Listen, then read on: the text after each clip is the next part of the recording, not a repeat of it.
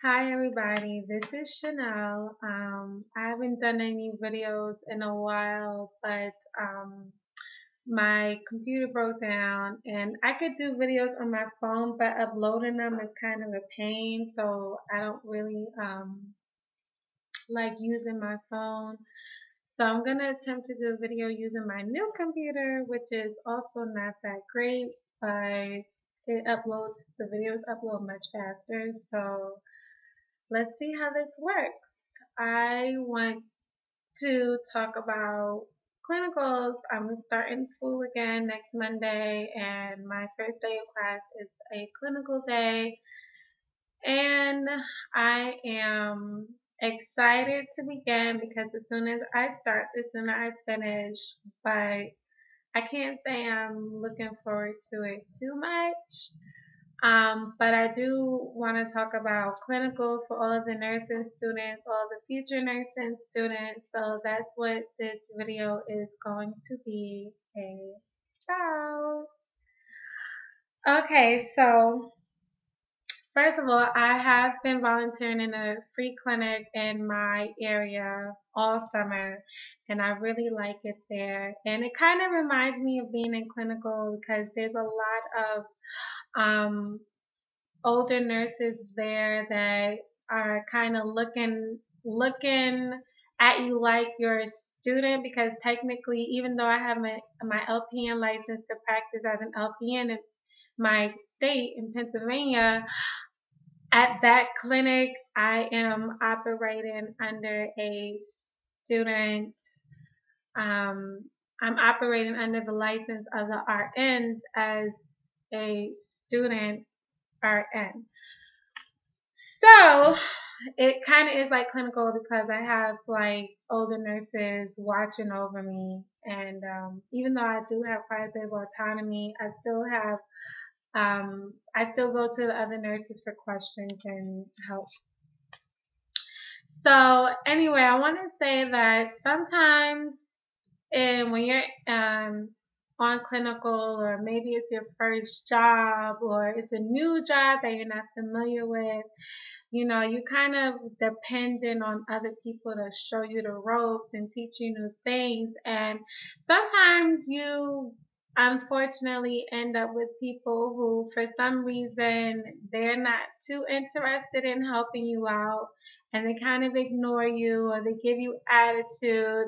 And I want to say to let those people be your motivators. You might work with people that try to belittle you and put you down and discourage you. Let them motivate you to go further than what you originally intended. Because, um, some people are just intimidated by the person who is may potentially show them up, do a better job, make more friends, get all the attention. First of all, the new people always get more attention than people who've been in that environment for a while. And you might have some really narcissistic people that are quite annoyed by that. If you're the only person of color where you work, like I am, you're definitely going to stand out. And there are people who may not like the fact that you stand out, whether it's because you're unique in your ethnicity, unique in, your age, unique in whatever. Let the haters be your motivators, okay? Think outside the box. Don't let them intimidate you. Don't let them discourage you, back you into a corner. You're just going to have to be innovative in how you acquire information. Okay, you might have to follow people around that you probably wouldn't think, okay, I'm going to learn from this person. You might have to follow the technicians around. You follow the doctors around. Follow the secretary around. Anybody who's willing to help you, go with them. You might have to sneak up and hide in, a corner somewhere, stand up on the wall just so that you can observe. do that, just don't be discouraged and do things that you probably normally wouldn't think of to do. You just have to be innovative. You have to be flexible. You have to go after the information, go after the experience, get the best out of your clinical as much as you can. Um, Take advantage of the opportunity. There's a lot of people who are not able to do what you want to do because of money issues, or they didn't pass a test, so they didn't get into nursing school, or they have to work, or they got kids, they can't find the time to go back to school, but you're there, so you should take advantage of it. Don't be complacent on your clinical site. Don't hang out at the nursing station, unless there's something interesting going on. Go out on the floor, peek into people's rooms, inquire, be aggressive in acquiring information. Ask questions, ask a lot of questions. Think. Don't just be there. Think, be active, be an active participant in your own education. Because guess what? Um, Clinical, you have the benefit of working under someone else's license. When you graduate, you will be responsible for your own license. You will be responsible for other people's health, and it's a lot of pressure.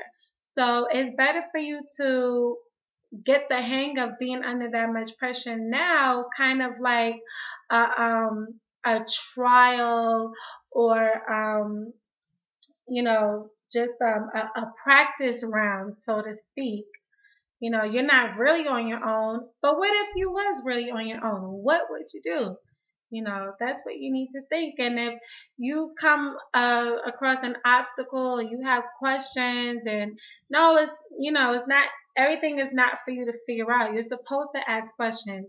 But if you're around, if the person who's there, who's supposed to help you, doesn't want to help you, do you just not get helped? No, you look at other sources.